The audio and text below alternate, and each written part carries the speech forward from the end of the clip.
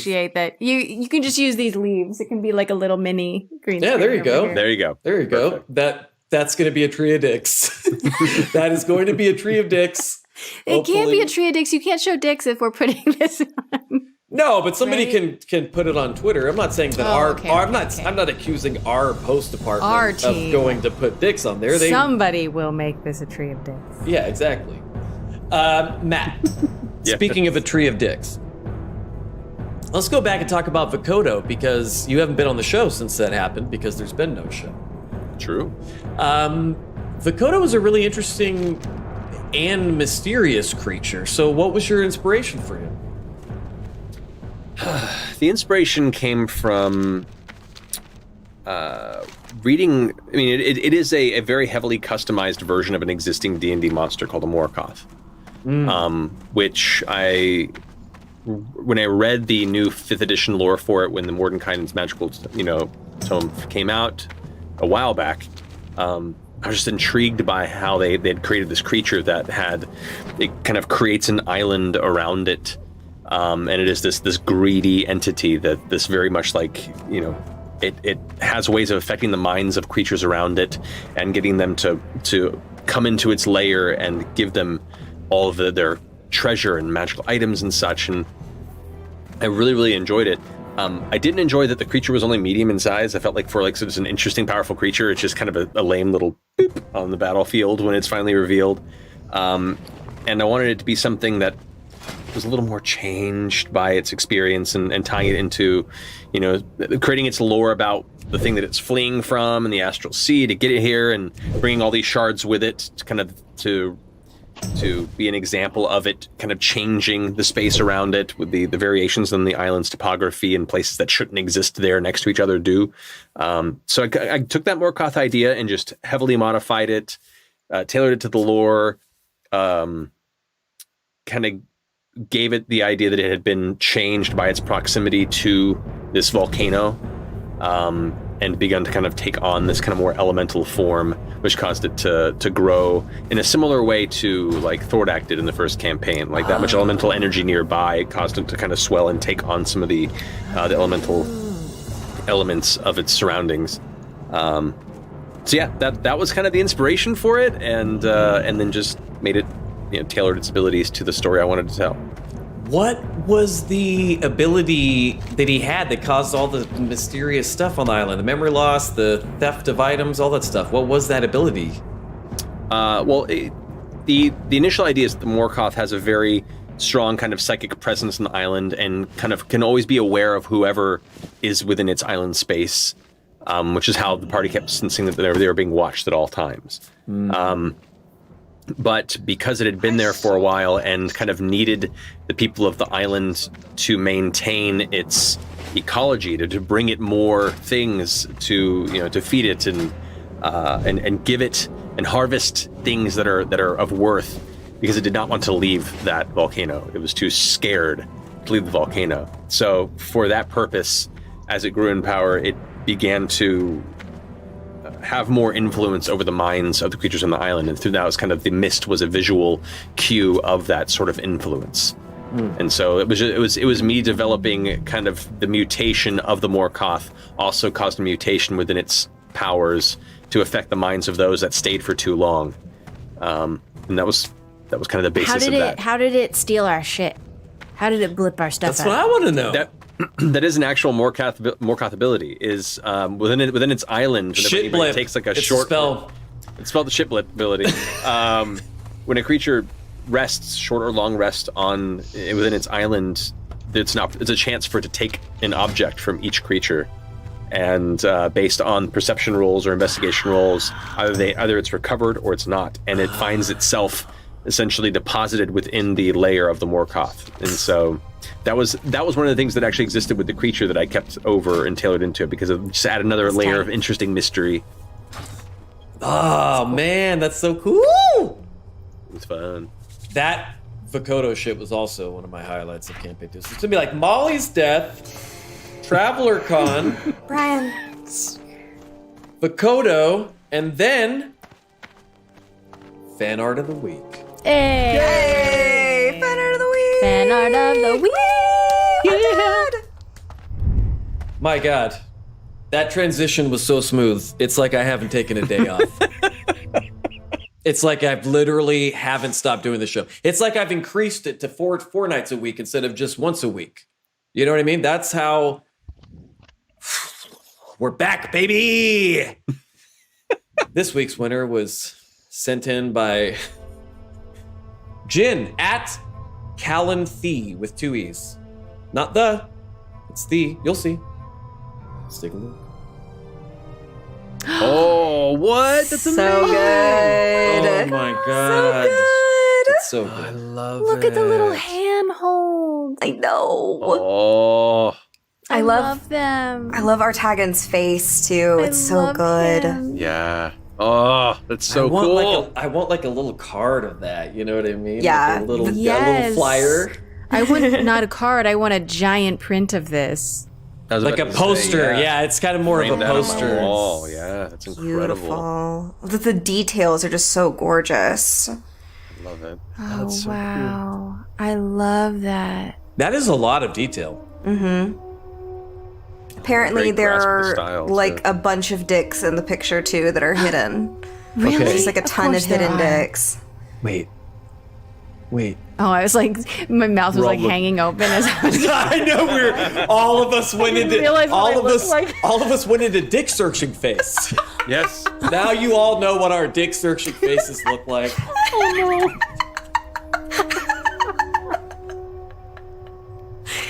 I can't wait to see the screenshots. Ba-boom! Oh, Oh no. Well, You know what the congrats. only problem with like Zoom is? What? Is that like, this is how I want to sit, like all slouchy, and I can't sit slouchy.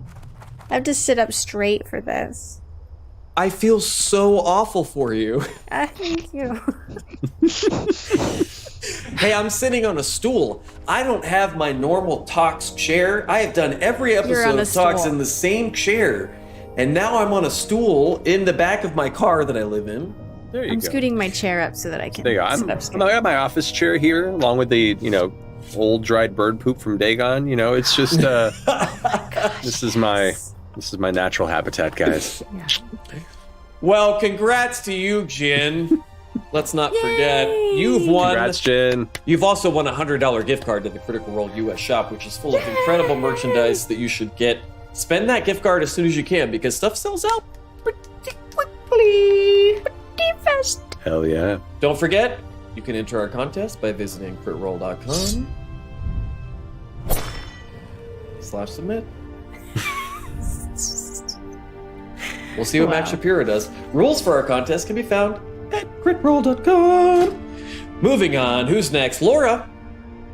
Okay, we got to talk about how Jester feels about the visions she and the others received of the living city. Oh, jeez. Yeah, talk to me. I don't know what the fuck is going on with that thing. I don't know what's going on. It's creepy. Do you agree it's something to look into more, or do you feel like they're overacting about it? No. I mean, I think it's a vision that all of us shared and we all got like an overwhelming sense of dread over.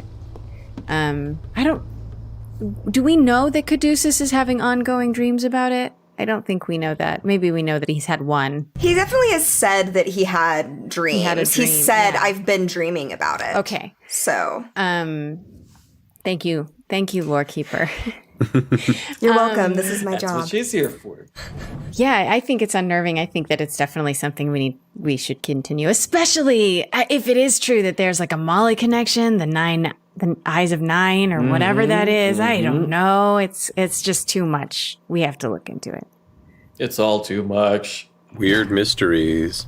Creepy mysteries. Yes, I'm looking at Matt's face. I'm Yeah, I looking at know. Matt's face. What are you planning, sir? He's got are you a good poker face, man. No, he really does. There are so many times during the game that like people are doing things and I'm just staring at Matt to see what his reaction is. Same. Yeah.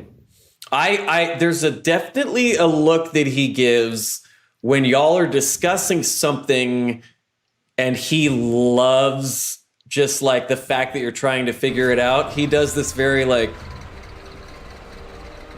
he Yeah. looks at each person that's talking and then he kind of nods and he's kind of thinking like, yes, I've caused all of this to happen, and now I will use it all against you in whatever way I can. There's sometimes when I'll look at him and like, things are going on and he'll like look at me. And I swear it's like the Traveler is looking at me in that moment. And I fully think like, okay, I'm having this moment with Artagan. Artagan.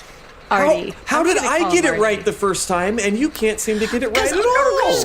Because from the first campaign, I called him Artagan. Yeah, and that's true. Like I saw it in my head in writing because I wrote it down. And that's just how my brain went. But I'm pretty sure I realized I was wrong. I'm pretty sure that's how a lot of us actually pronounced it back then, though. Danny, I also called him Artagan for ages. When It was only this campaign where I was like, oh, it's Artagan? Oh, Artagan? Yeah. Yeah. Oops. Oops. Matt does that, though, he changed it. He does does it that just to mess with me. Yeah, Just me. exactly. So Got it. Yeah. Vengeance for Pervan Sul. Dang, Matt's holding the long grudges. Incredible callback. Can you believe it? Remember everything. Matt, I'll never forget Pervon. For Yvonne, as I said, yeah. Yeah. Matt, let's go back to the Vokodo fight. Yes. So you said during the battle that you had picked who the disintegrate spell would hit if it had ricocheted off of Vokodo. So who did you pick? We gotta know. We gotta know who it was gonna be, man. Well, initially I wanted to choose Caleb, like back at himself, because the immediate threat of that ray towards Vokodo, it would have been just right back at him, like, no, fuck you. But Caleb also has that ring that allows him to automatically succeed a dexterity saving throw. Mm-hmm. So if it wasn't, it would have been kind of a meta knowledge for me to know. So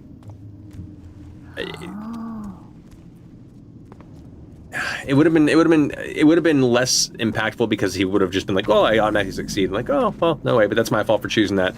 But as a meta DM knowledge element of like what would have twisted the knife the most and what would have functioned would have been Jester. That would have been the runner-up. Laura, your thoughts? So when Caleb was doing that, I could tell from Liam's gameplay that he didn't realize that if it had happened that somebody was gonna die, like die, because he was just so gung-ho about it. And I think only like 3 of us at the table like fully understood that somebody could be gone forever just from that one move. And I thought it was gonna be me because I had been the one to banish him. So that's what it was. That's why it would have been Jester, because the Caleb, the disintegrate ray, the danger would have been there, but in the moment too, the logic for him was Jester was the one that sent him back to the Astral Sea, the one place he did not want to go, and so that's why it would have been Jester as the next choice that I made after the initial reaction. Yeah. So. Yeah, I was prepping to die there because my points were too low. If it would have hit me, I'd have been out and disintegrated, so no coming back from that. Which, by the way, disintegrate turns whoever it kills into dust, but you guys are underwater, so it would have turned you into mud. Yeah.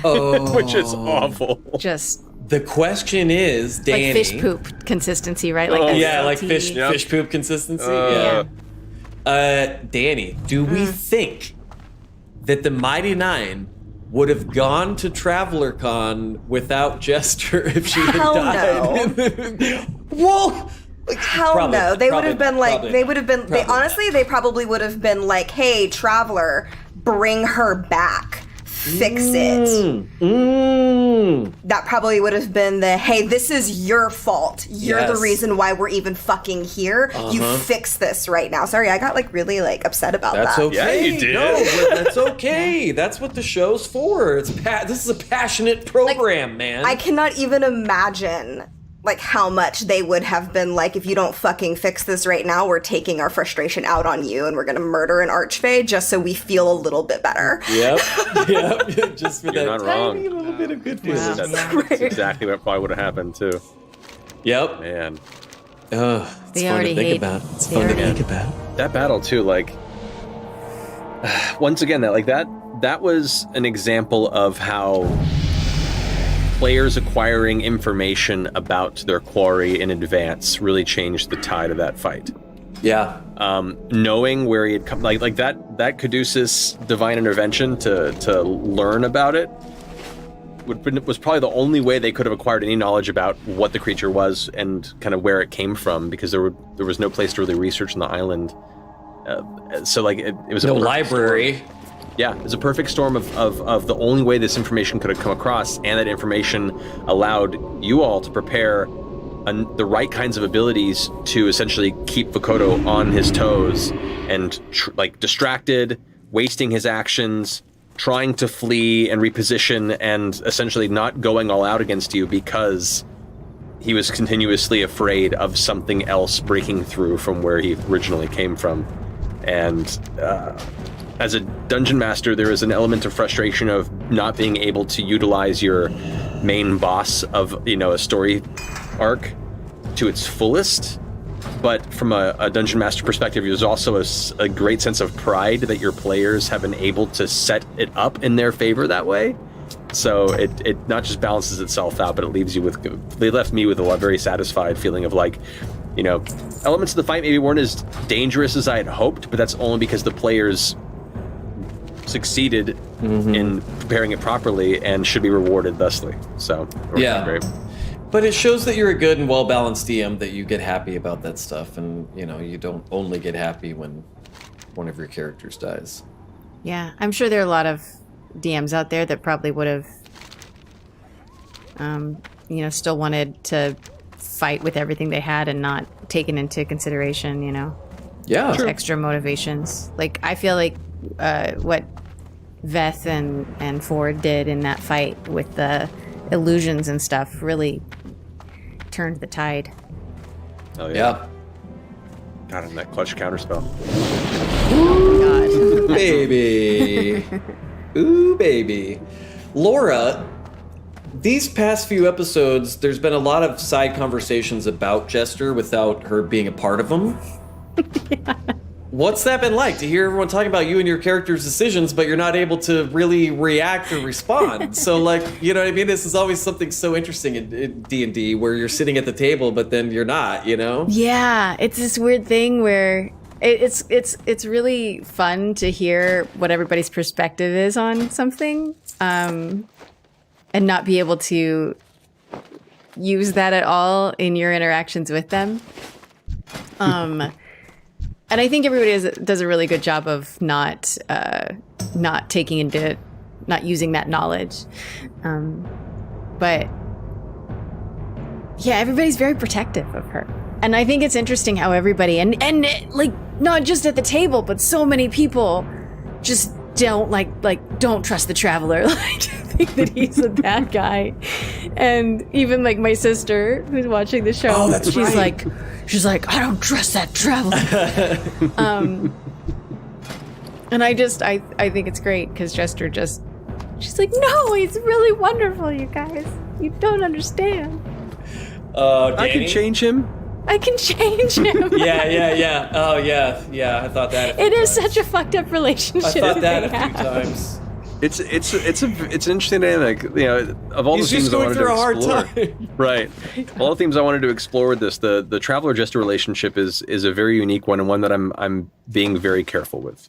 Yes, I'm because taking, it can go into a dark path, which I don't want to, and I don't want it to even lean that way. No, but we can tell you're taking great care, Matt. Like, honestly, you can really tell. And Laura, obviously we talk so much about like player comfortability and whatever else, but the dynamic that the two of you have as these two characters is just, it's unbelievable. And I feel like you're handling it well. I can see where it could get into dangerous territory, but you guys are so hyper aware, and Matt, you're such a sensitive DM that is obviously very aware of how these stories also affect people that watch the show. So, and that's to say that everyone's in good hands.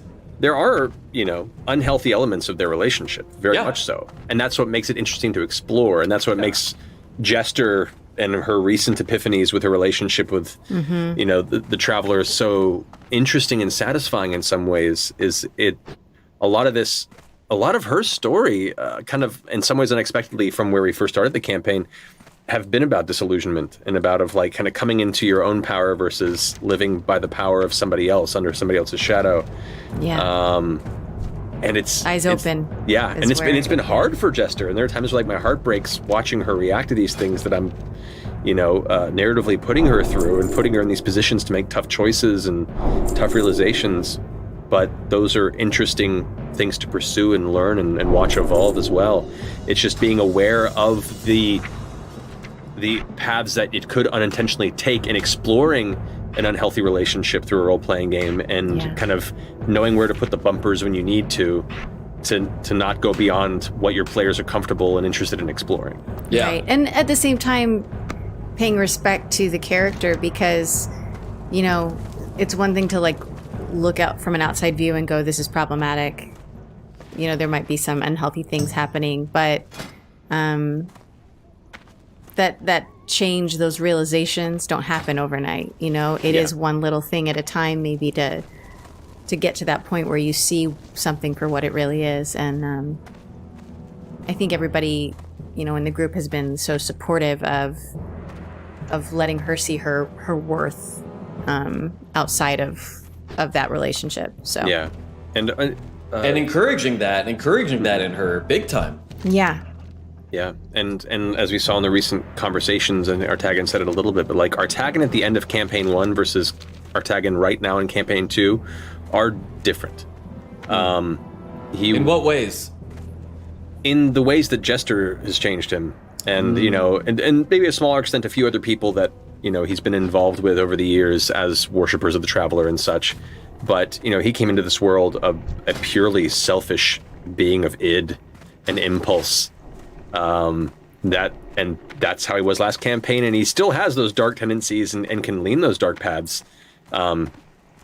Whenever Jester kills a creature with a horrible, spell, that's an extension of his cruelty as well.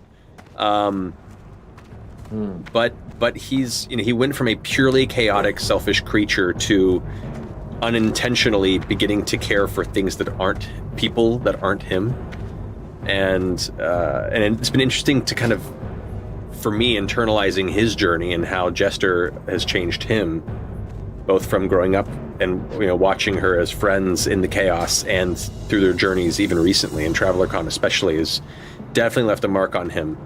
And him realizing how this little mortal tiefling has had such a large impact on who he thought he was has been a very surreal part of, I think, his humbling as well, being like, shit, I let them in. Yeah. Laura, do you have any thoughts? I love it. Yeah, I love it too. How does Sam know when we're taping this? No. How does he? I'm not answering it. I'm literally not answering it. Matt? No, I'm not going to do it. He doesn't get his moment. It's the first episode back. He can come in 6 episodes down from now and FaceTime in if he wants to. We're not doing it the first episode back. I'm sick of it. Matt. Yes. How excited are you for the party to get to Eiselcross and Aor? Did I say that right? Yeah, I'm excited. It's a very, very different location. I was gonna say it's different in than anything else you kind of described in Exandria so far. Yeah, the closest they've been was their journey between Uthadurn and the getting to the Forge. Blueberry cupcakes. Yes, exactly. That's the closest they've had, but even this, a lot of Eiselcross is above the timberline. Trees just don't grow there. This is far north, and is a very strange alien place that I'm excited to explore and see how the players react to it. And see what they discover, and what this part of the journey entails. I am super excited. Laura, Huh? are you excited? Yeah. Yeah. Yeah. Hey, but we got to talk about your mom, because after this island adventure, you were able to go back and reunite with your mom. What was that like after everything that just happened? What was it like to finally get to see her again and talk? Like a warm blanket. It was just felt really nice. It's so weird to have that kind of like emotional response to something that's not, actually real, and to like feel in that moment that that Matt's my mom. I know we talked about this. It's so weird. I love it. Yep. But yeah, it feels so nice whenever the story brings us back to Nicodranas and I get to see her.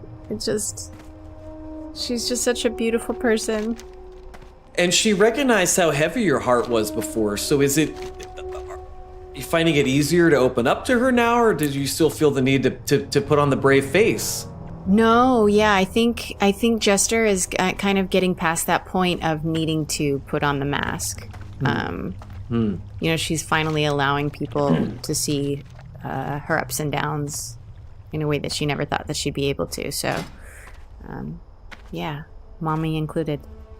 That is something that I know a lot of people really wondered about Jester's arc as we first started to sort of see the way that she handled situations. Is she always going to just sort of go, put on a happy... Yeah, or I think that's why Traveler Con, I think that's why I did have so many fucking, like, breakdowns in that arc, is because she hadn't done it. She hadn't let anybody do that, and she really hadn't let herself do that.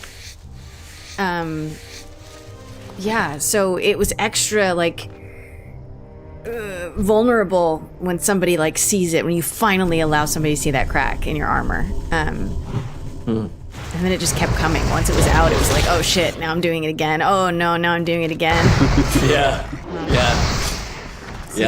That's how it is in life, though. That's what therapy's like, right? That's what, exactly. Kinda, yeah. Exactly. Exactly. Again, except role-playing games are a version of therapy if you play the story right. Yep. Except it's more expensive. It's true. Well, my dice habit is more expensive than therapy, that's for damn sure. Hey, gang. Hey. I recently went through a move. Very recently. To a new car? Yeah, from one car to another. Yeah, I went from a 96 baby blue Ford Bronco to a 97 baby blue Chevy. What's the name of the Chevy? Wait, what's the Chevy version of the Bronco? Fell apart right before the finish line. What's the Chevy version of the Bronco? Where's my fiance who knows more about cars than I do? That was very sad. It was a sad moment. I'm glad we all witnessed it. Shut up. I recently moved, and I realized that I have a lot more dice than I thought I did. And it's a little bit of an issue here, because I don't really know. I'm going to have to build some sort of, because I don't have them separated into... I have the Laura Bailey dice bag, but I have them separated by sets. I don't have them separated by, numbers. Oh. But now I'm thinking I might just make this entire wall here just dice. Wait, you have the bag, but you only have... Do you have multiple sets in each pocket? Every pocket is a different set. Yeah, that's not that many sets, bro. That's like 10 sets or 8 sets or something. I don't know how many Oh, no, but what you're not seeing over there in the corner is things I got from the Do It Center that have drawers and drawers and drawers of dice. Lend some to Ashley. I offered, but I think the dice that I bought her for her birthday are ones that she's rolling like shit shit on, and she Buy keeps, her new ones. But she keeps rolling, but her birthday's not for another year. I can't buy her dice if it's not her birthday. It's literally in the D&D relationship rules. She is rolling like shit, though, and we've got to do something about it. She got better recently. She got better. She did. That She last got better. episode, she was rolling a lot better. She did, just because she's... Maybe she, like, did a ritual over her that. She told me she stole some dice from your giant bar because you wouldn't notice. I'm sure she did. Do you know what sucks about and Danny's going through this too, but do you know what sucks about the pre-taping of the episodes and them not airing live at the same time that because is that Ashley comes back home from the studio and she and then I say, was it the Vigoto fight? And she goes, it was. And I go, well, are you dead? And she goes, you have to wait and see, buddy. Yeah. Yes. She won't tell me anything. It's just like the Yeah, home my game. sister too. Sure. Hell yeah. I don't like this one bit. I revolt. Make you wait. I have 2 questions that I ask Marisha after every single game, and they are, did anyone die? And did anyone make out with anyone? The important question. Of course. These are my questions. Of course you would. Ooh, I wonder if something's gonna happen soon. I know. Matt, our last question of the night, we've been here for a while, is about Dimble Thadine. Did I say that right? Sure. Come on. Who? Come on, Matt. How is it? Thadine. I know, I'm just kidding with you. I had to get them all right and get one wrong, or the people are going to think there's something wrong with me. If I go back to back, they're going to think it's something wrong. No, it's been long enough to the point where I had forgotten most of your shtick, so it's just being especially impactful to remember it right now. So, well, the only good. conversations we've had for the last several months have been out of character. So you're getting True enough. You're getting the real me. Dimble Theodine is continue. obviously a fantastic new shopkeeper for the 9 to visit, and her wares seem especially tailored for somebody like Jester, though, really. So, what was your inspiration for the those Goliath? stones are the best thing ever. I know, please. What was your inspiration for the Goliath and her joke shop? Partially, I want to reinforce that the purchasing of magical items is a rare thing in the world. It's not like you go down to your local 7-Eleven and pick up some magical items necessarily. Low-level stuff are more accessible for lower-level enchanters and such. But especially given the fact that there has been a war, especially in Rexentrum and locations like that are very heavily influenced by the Cerberus Assembly, any real powerful items would have been, confiscated and brought to the front lines to be utilized in those conflicts. So it led to a bit of a challenge whenever the players are looking to purchase magical items and such. And so if, that's the couple of locations they have access to, they're lucky if they find a magical item, not, artifact that is for sale from somebody. For this particular shop, I was thinking about what kind of person would run a shop in the middle of Rexentrum in which they are surrounded by extremely powerful mages that have a very firm control over major powerful enchantments. How would they build a business? With a bunch of really small, shitty enchantments. Yeah. Yeah. And I took a lot of inspiration. As a kid, like growing up, I loved novelty shops. I loved, joy buzzers and the dollar zipline gag and stink bombs. Like, I love that. Did you ever go to Suncoast in the mall? Remember Suncoast? Oh, I remember Suncoast. I was thinking about Suncoast earlier. But there was a place in LA when I was younger called Wacko. That was a shop out here that had a bunch of just interesting, weird, odd things, and it had some novelty things you could purchase. And so that was kind of my inspiration with Magic Shop, was the idea of just a place that sold a lot of weird knickknacks and collectibles and a bunch of slightly shitty enchantments. I loved it. I don't think I've seen a shop like that in a D&D game. I love that. Yeah, just kind of a mass production of low-level magical items, like super low-level, mostly just silly. I didn't expect them to buy them all out, though I should have in hindsight.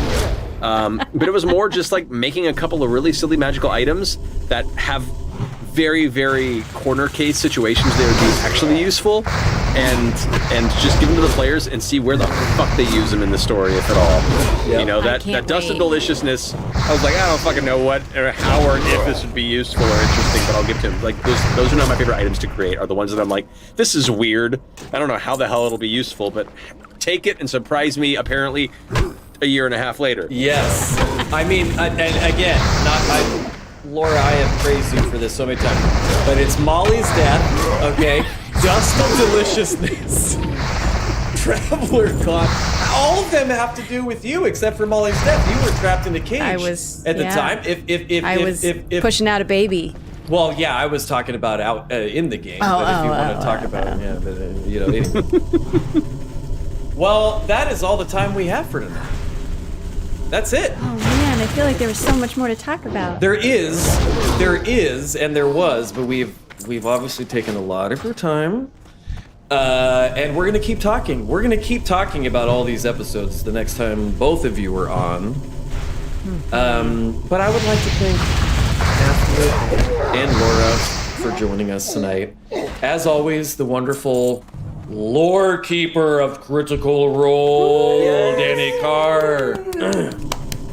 I just want to say before we go, I know it's really hard out there for a lot of you folks, and we've missed you a ton.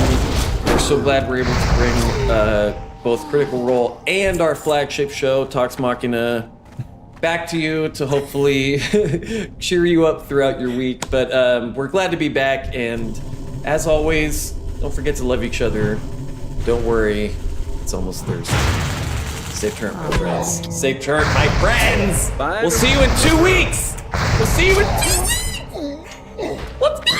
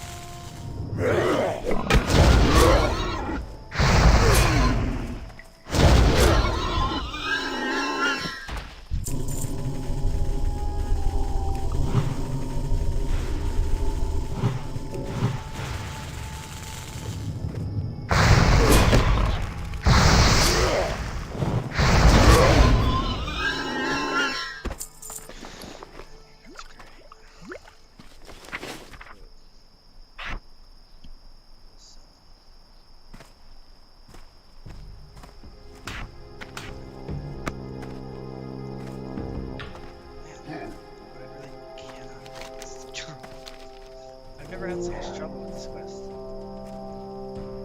Is there more? There's not really, is there?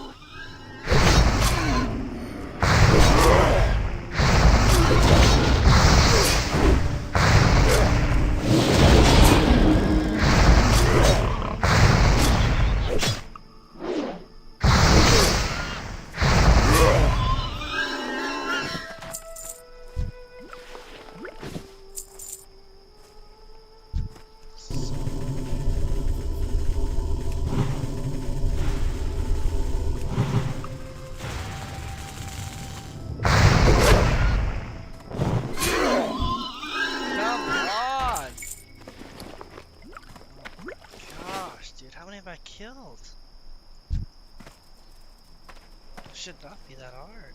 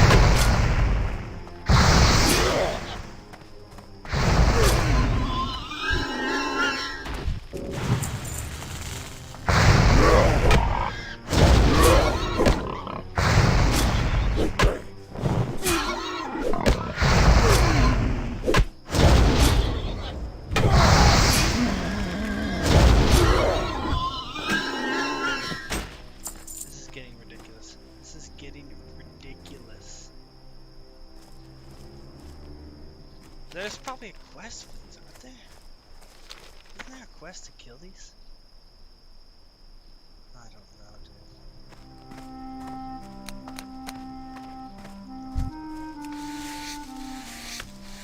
No, not to kill the dancers. Oh my gosh.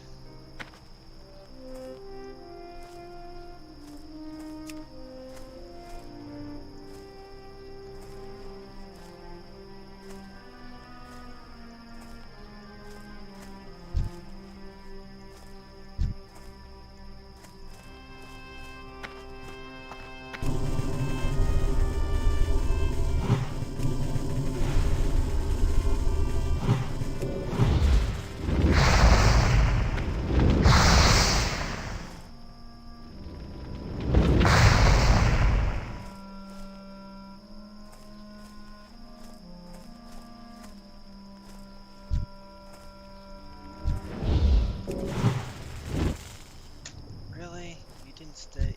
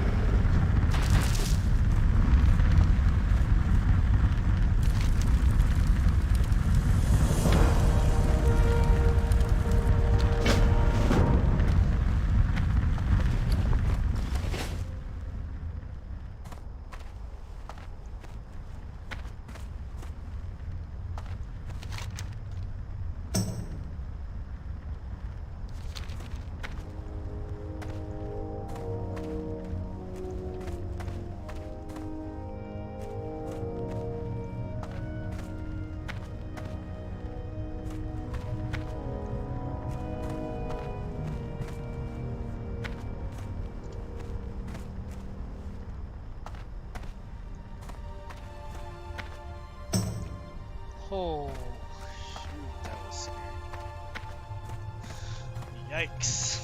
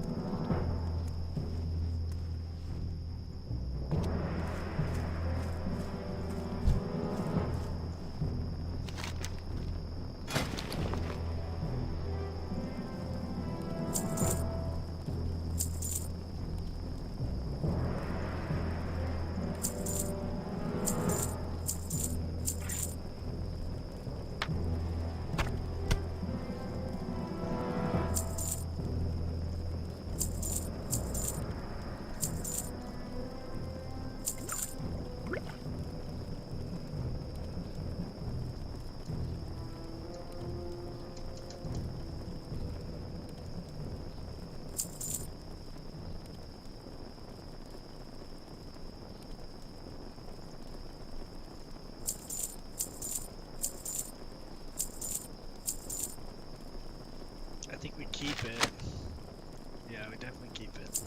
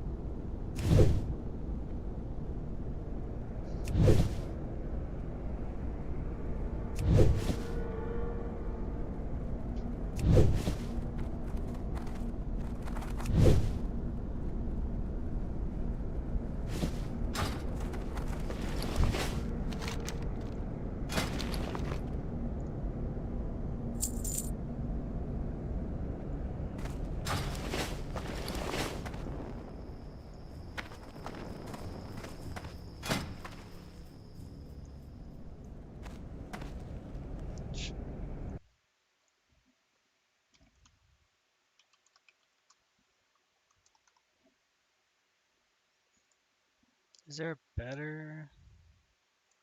No, this is the other one. Okay.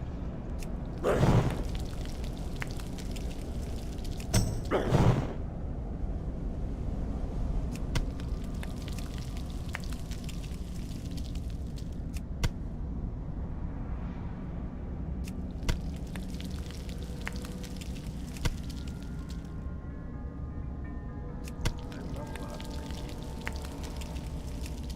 Man, this is annoying. Holy can I get some levels? I had 10. I only got 4 out of 10. Gosh. Oh, that was annoying.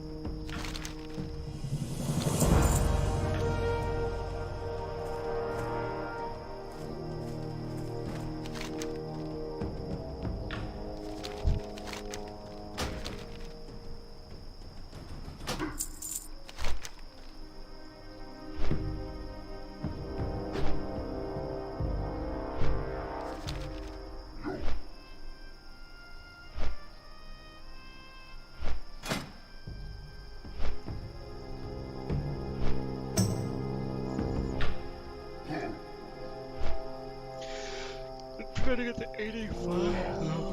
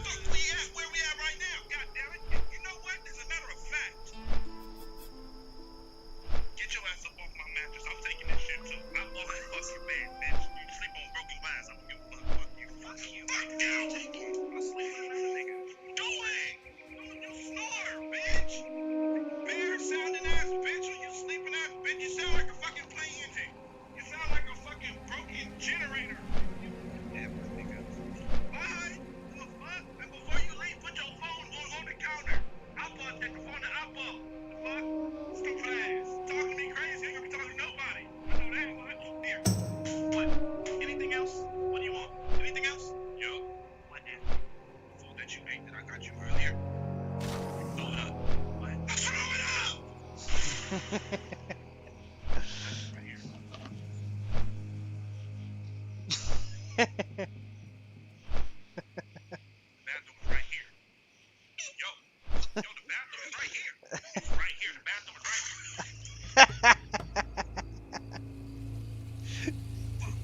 here. You nasty, dude. You nasty, dude. Why would you do that? Griffy, you're so gross. Oh, that was nasty.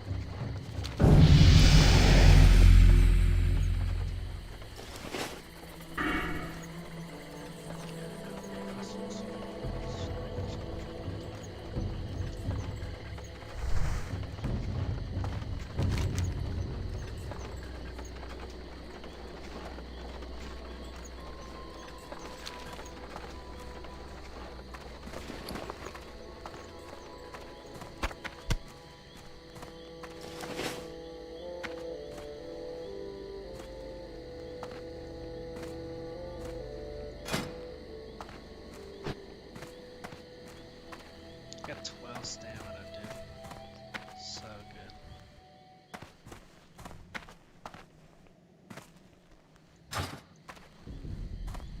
Yeah. I like that a lot. I like a lot else.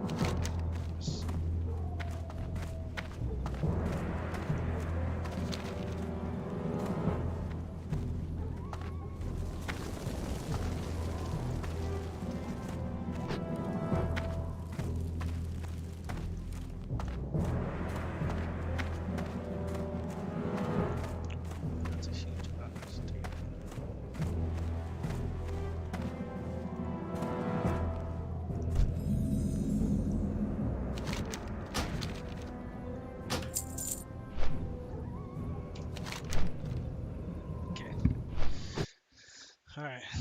We need to pick up some quests now.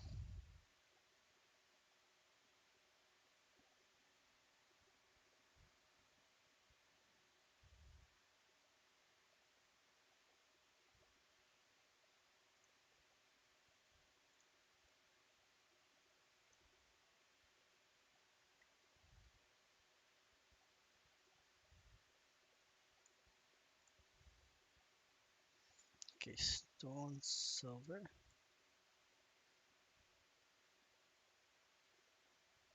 We'll keep doing the zebra one.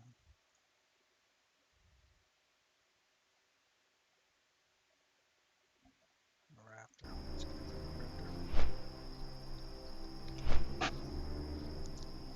Stone, silver, raptor horns. Okay, no, stone, silver, and zebra. That's what that's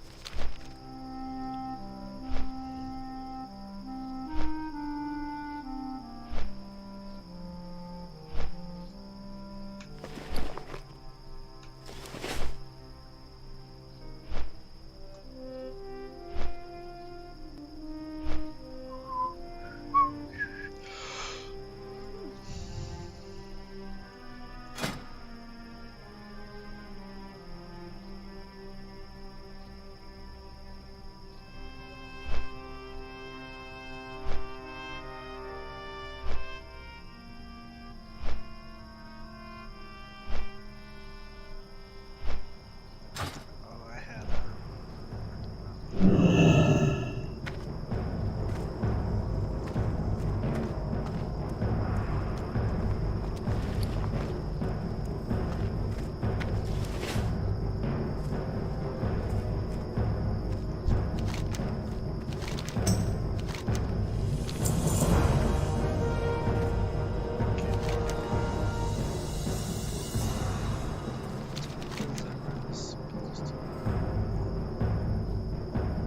Stone, silver.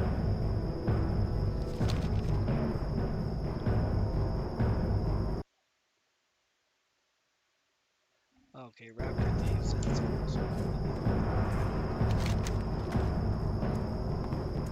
It's a temple.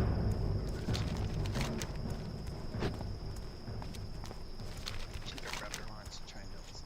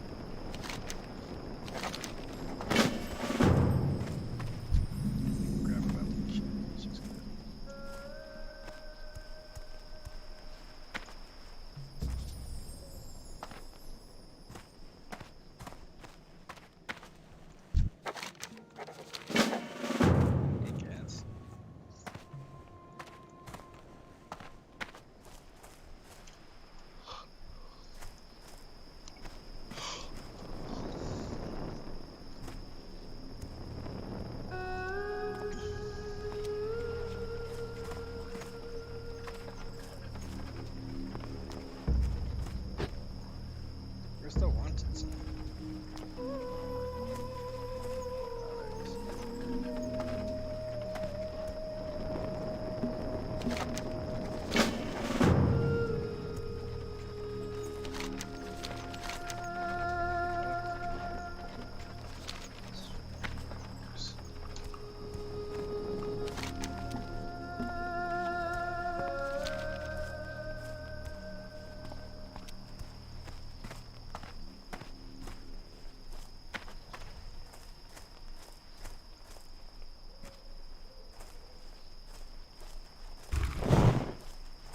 Come on.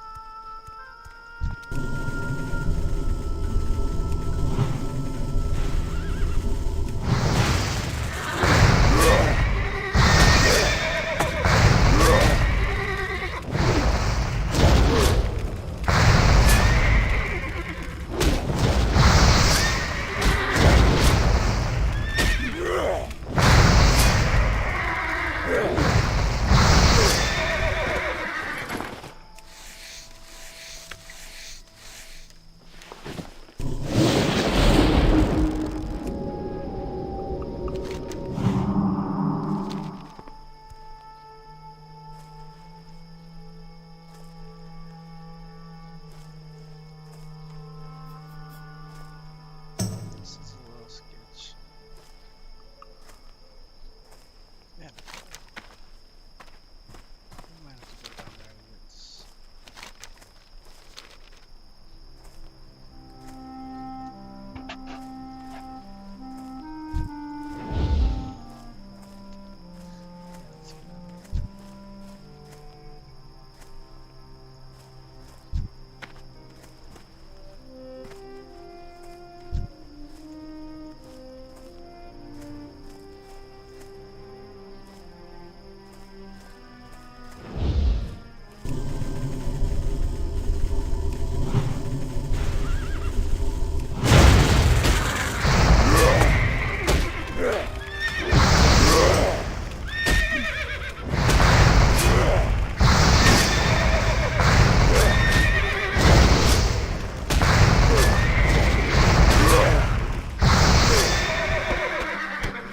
finally.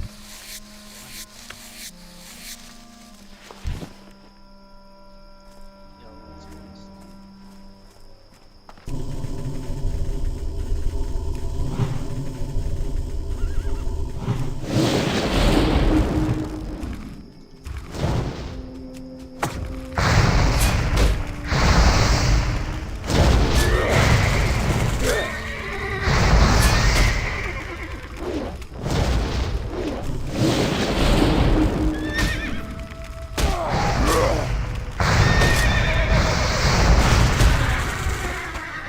Feels comes.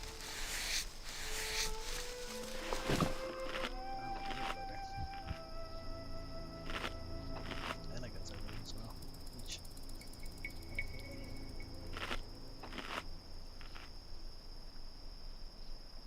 60.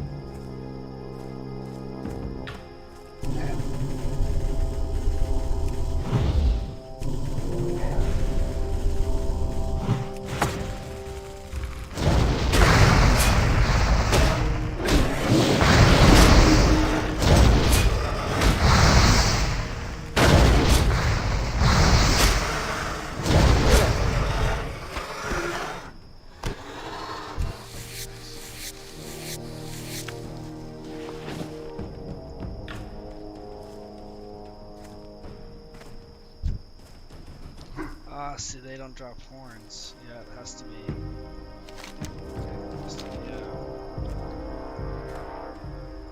That's nice claw. Okay.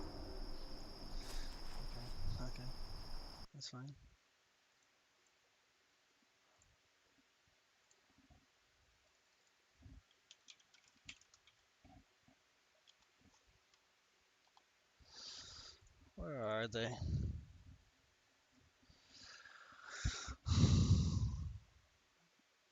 Really? I know they're in more places than that. Don't give me that crap.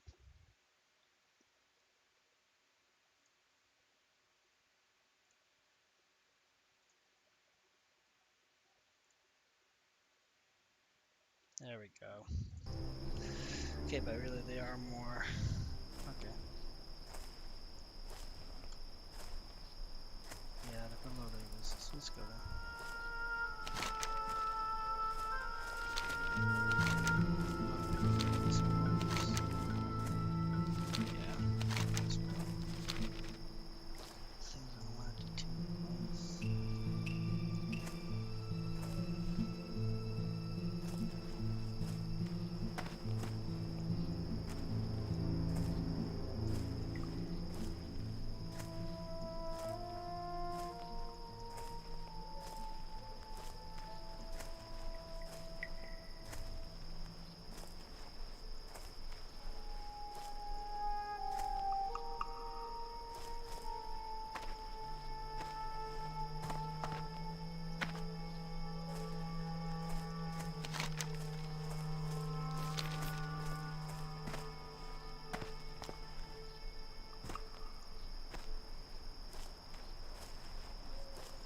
What the fuck?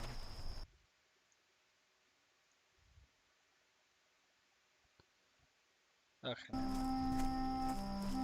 Oh wait. Well, there is a quest to go visit the site of lost stuff, so maybe we should do this first. Yeah. Alright.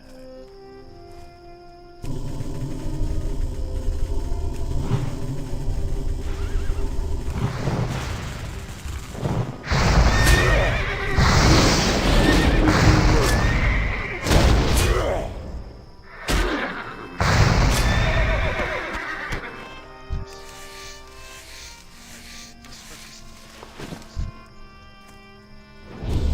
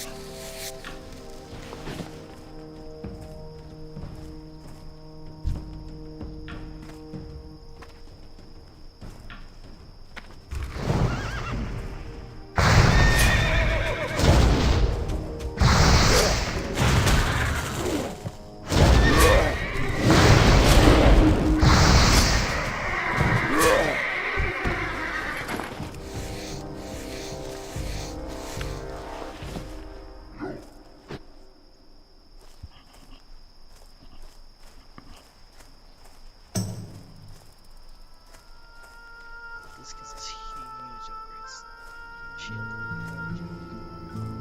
Everything else looks screwed. This is the most important one, for sure. Oh, it looks the most good.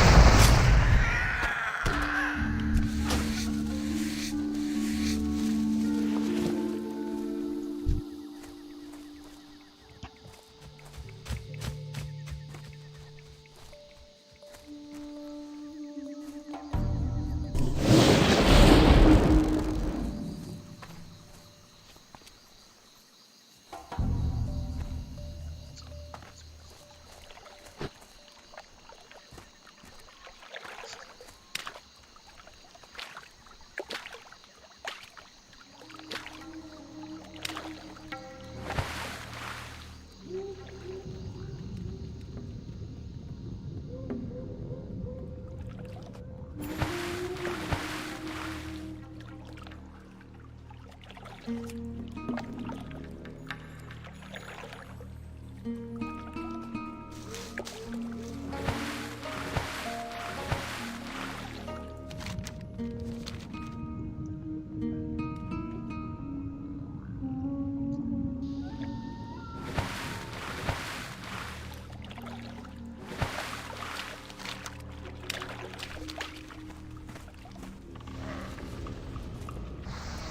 to look at the way the Garen's message and chains we need. Yeah, we need to do that as well. Okay, let's do that now. Dungeons. Wearing caverns. Where's the quest?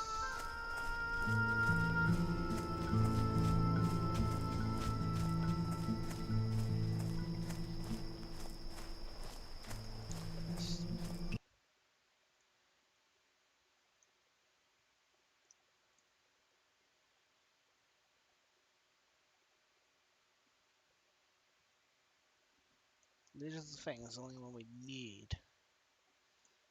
And it just starts with, okay.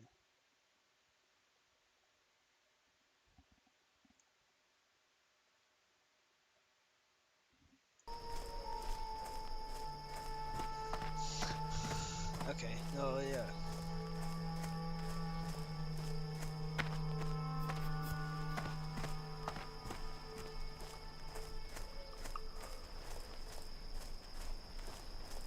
You don't need to do this.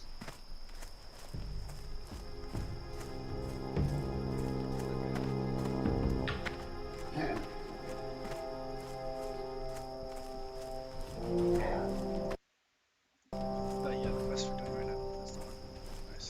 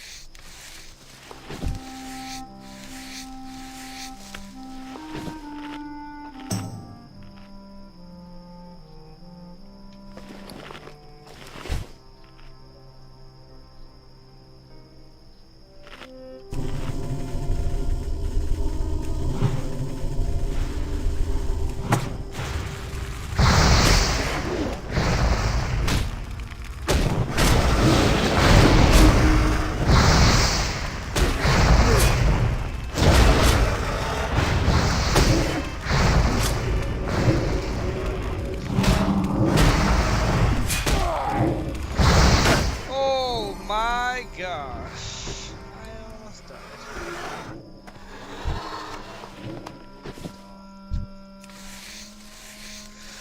Okay. That was not fun.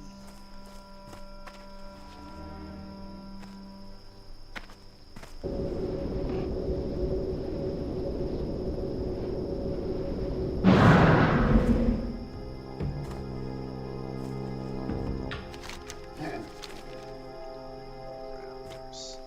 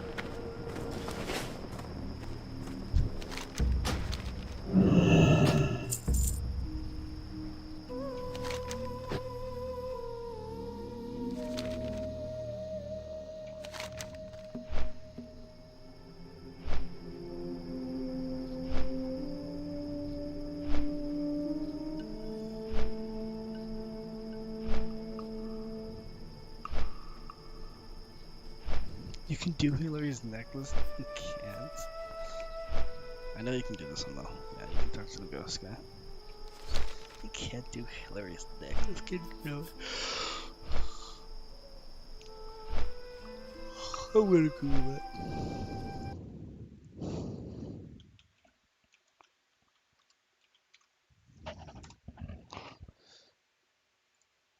You're telling me a word can do this quest? So the alliance here.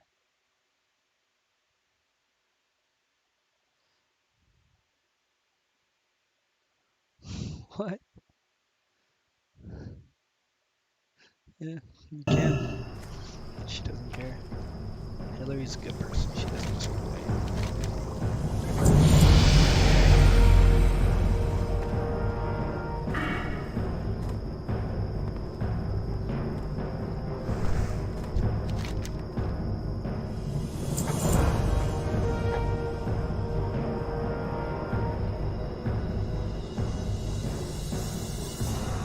That's a really good quest for something barely better.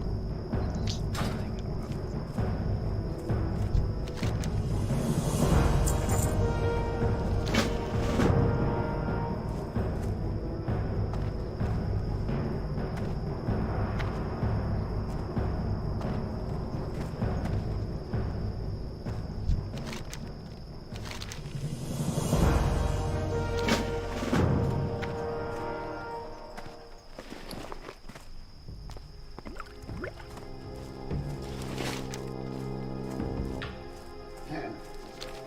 Yeah, let's go get our abilities first before we do this quest.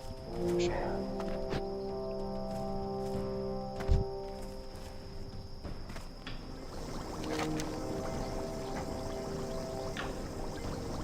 Okay, college monster. That's actually a big one. She was so right. Shit.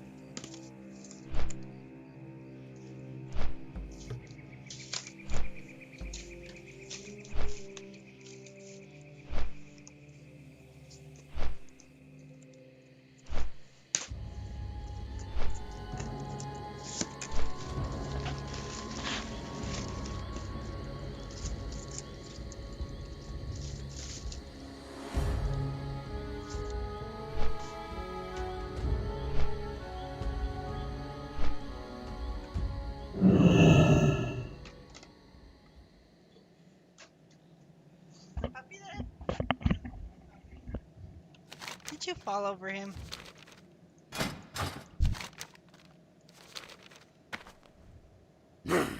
Did you hurt him?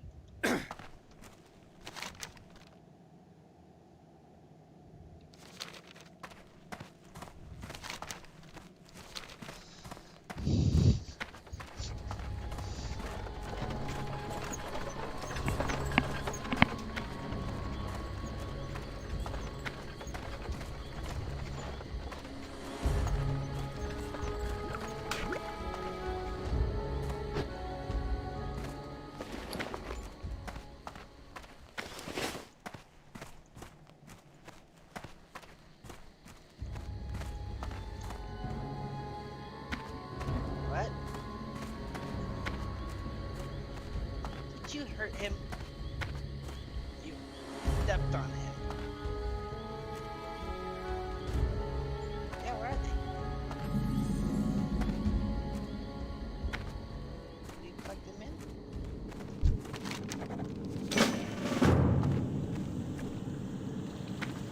I took it on the trip.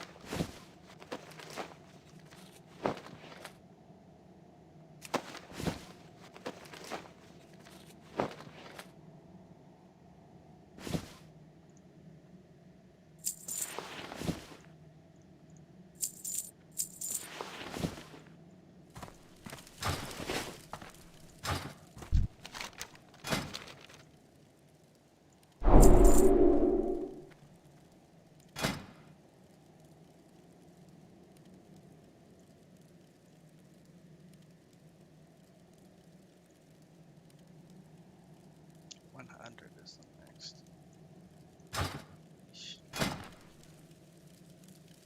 Oh, I need one more ride. That's unfortunate. Do I have one in the bank? I don't think so. I think I do actually.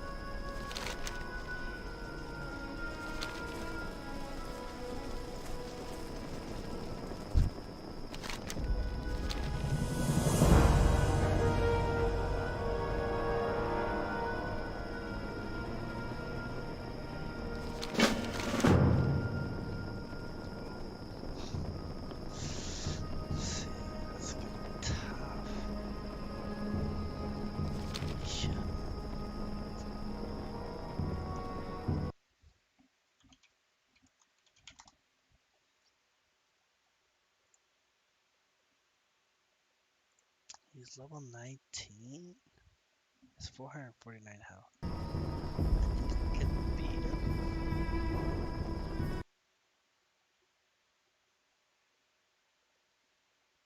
Okay.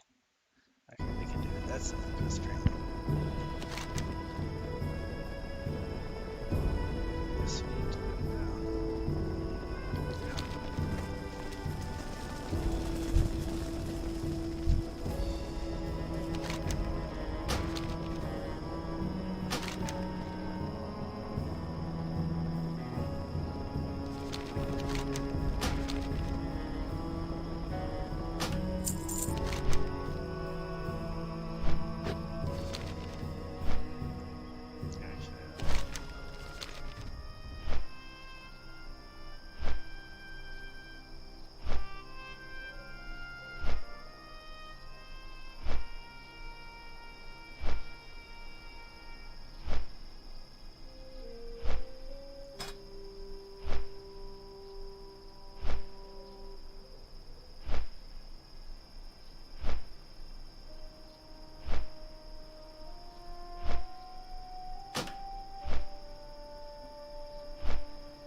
Okay.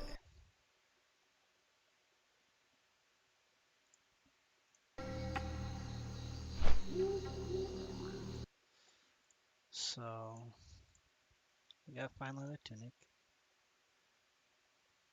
I'm not gonna worry about that one. And we got raptor horns. So we just need this one. Yeah, this is the last one, and murlocs, which require 95 leatherworking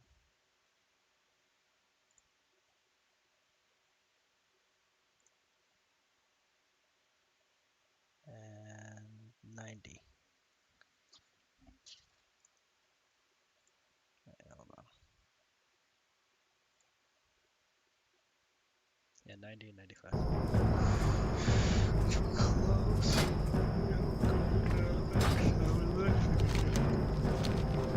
Should we do this now so we have upgraded gear? No, this quest was easy.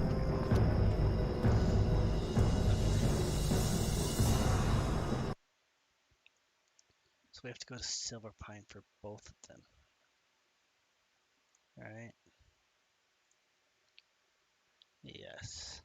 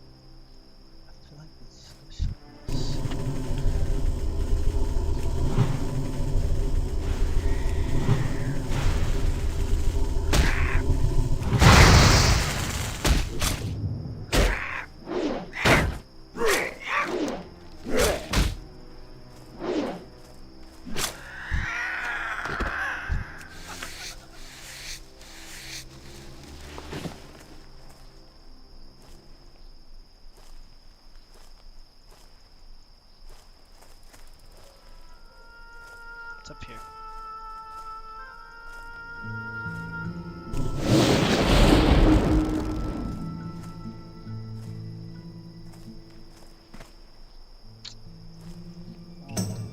I honestly don't remember where you did it. That's 60-30. Okay. Or really close to 60-30.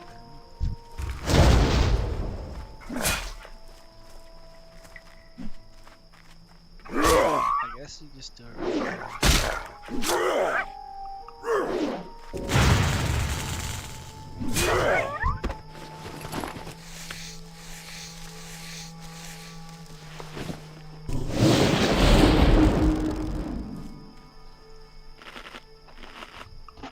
That's gross. Unfortunate.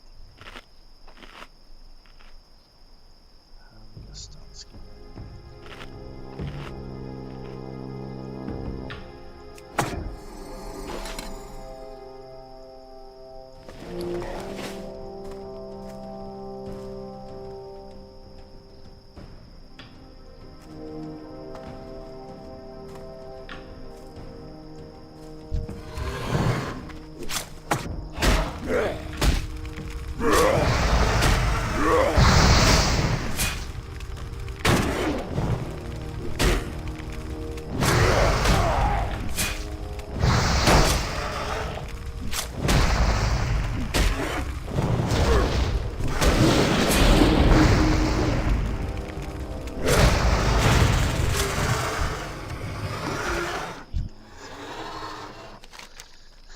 Okay. Yeah.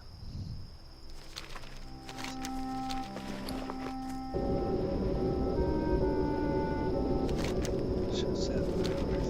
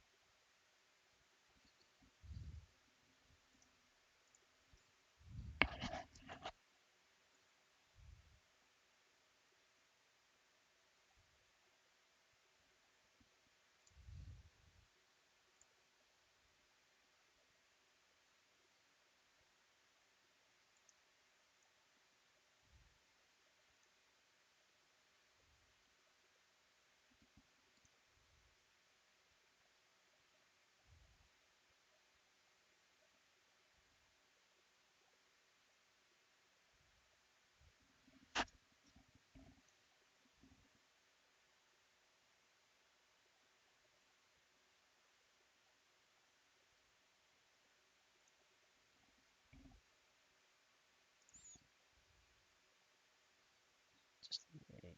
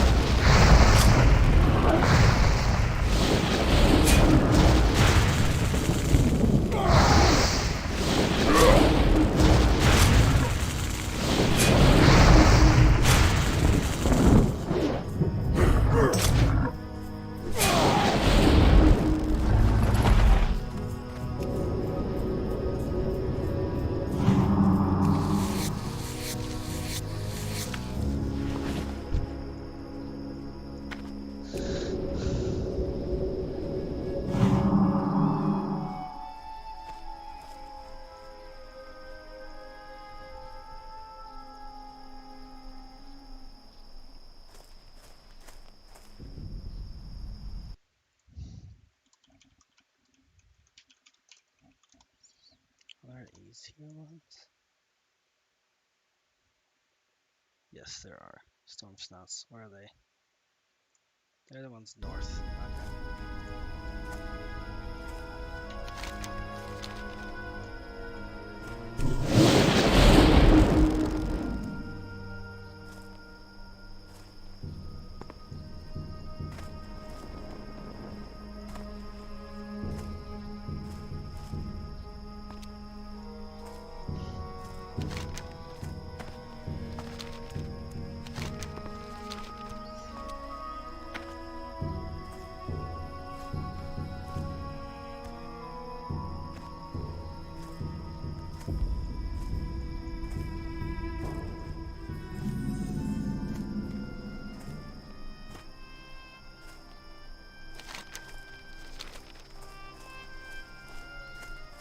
It's just corpses. Kill them all.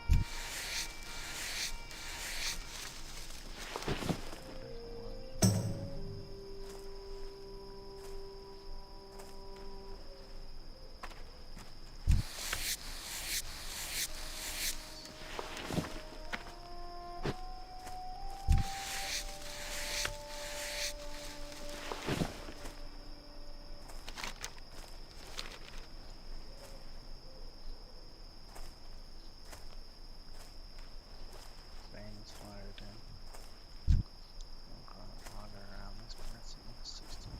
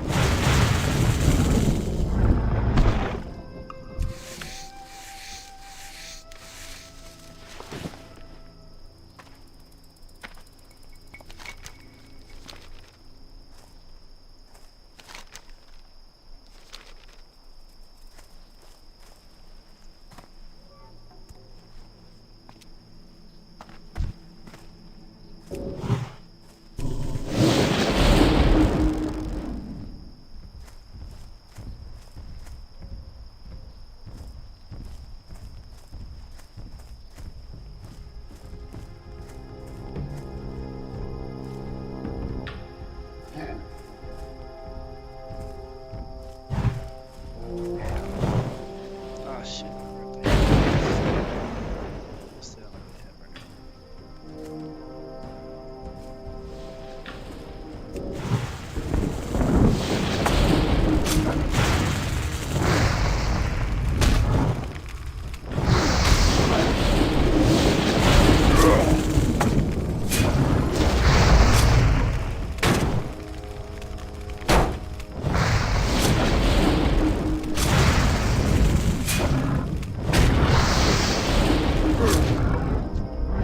Dang it.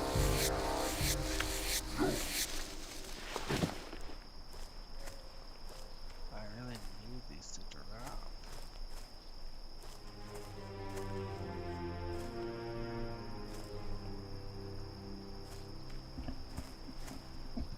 Drop it.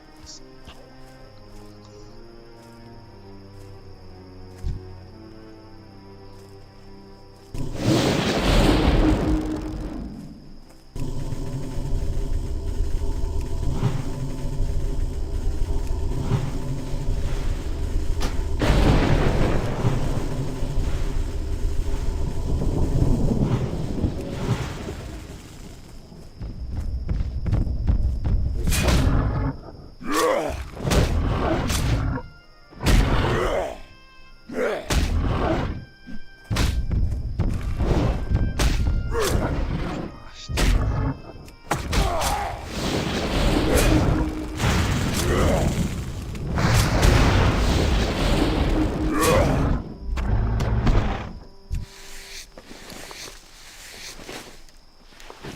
so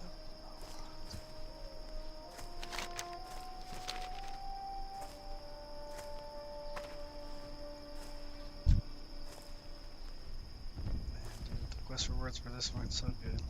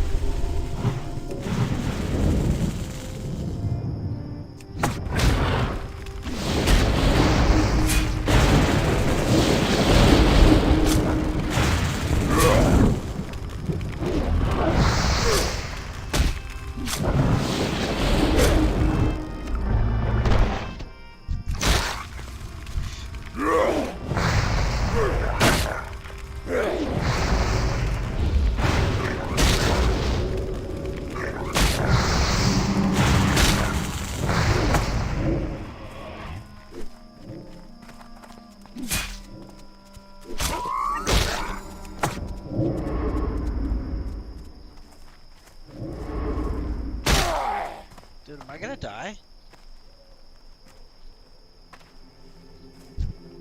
Am I gonna die? Dude, I thought I was invincible. No!